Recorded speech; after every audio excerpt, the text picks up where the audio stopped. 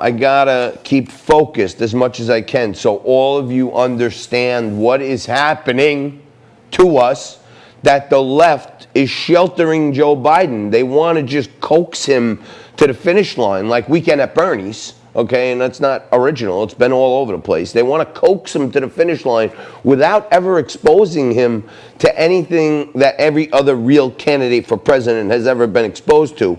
Right down to now, the leadership of the Democratic Party, none other than Nancy Pelosi herself, thinks that Joe Biden should not dignify Donald Trump in a debate. Take a look at this crap. I myself, just don't tell anybody I told you this, especially don't tell Joe Biden. I don't think that there should be any debates. I do not think that the President of the United States has comported himself in a way that anybody should, and that has any association with truth, evidence, data, and facts. I wouldn't legitimize a conversation with him, nor a debate in terms of the presidency of the United States. Now, I know that the Biden campaign thinks in a different way about this, but I thought what he did in the 2016 was disgraceful, stalking Hillary Clinton like that. I was disappointed that the press didn't say, go back to your station. You're not here. You don't own this stage. You have your own podium. She has hers. So I think that he'll probably act in a way that is beneath the dignity of the presidency. He does that every day.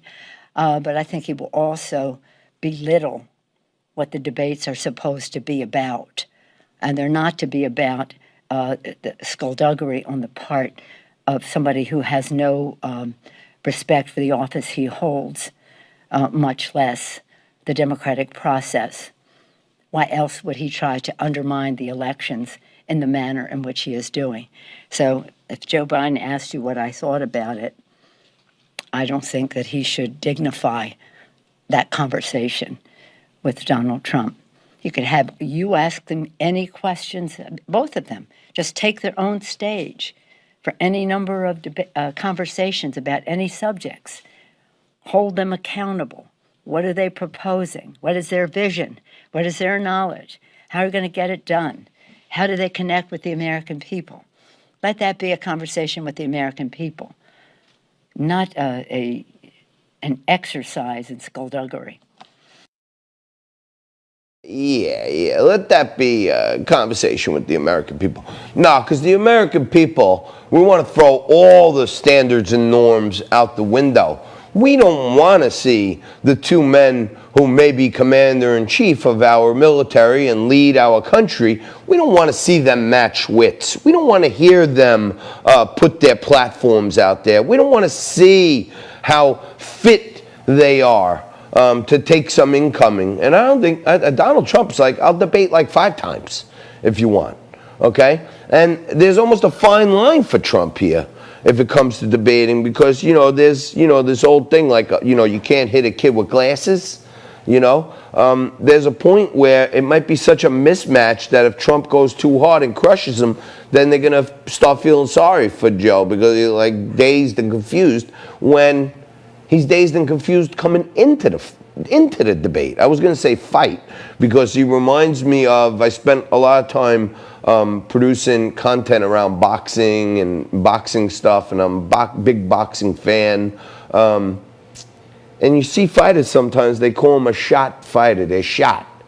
And their camp, their trainers are just rolling them out there for another payday. They know that they're going to get their brain pulverized. And behind the scenes, not necessarily people that could do something about it, but people who are in the know, they just say, man, look what they're doing to this poor guy. And maybe just on muscle memory, he can stand up and put his gloves up and get knocked down and get up by muscle memory. But, for 7 or 8 or 9 rounds, they're just going to get the crap knocked out of them. And their whole team knows, unless something lucky happens, they ain't winning. But in the meantime, they're still pushing the agenda, and the team is getting paid. And right now, everybody's getting paid. Okay, Elliot Spitz's former girlfriend, Liz Smith, is who's running the campaign right now. She's getting paid, and she's always getting paid. That one. And there's a whole bunch of former Clintonistas and Obamaistas who are all on the team, and they're all dumping all this progressive left stuff into that vessel called Kamala Harris. And that's what they're banking on.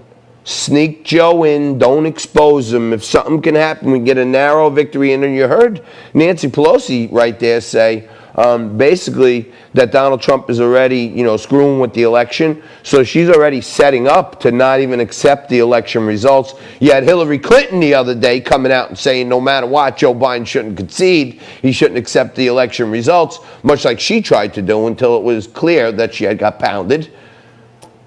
The left is supposed to stand for tolerance, for all people, for all voices. Oh, it's a big tent. We want equality. We want social justice. We want all voices to be heard.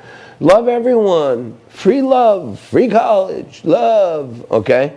And what they're really doing is not one of them takes a moment out of their day to denounce what's going on in these cities where there's looting, rioting, burning, violence, Molotov cocktails being thrown at cops.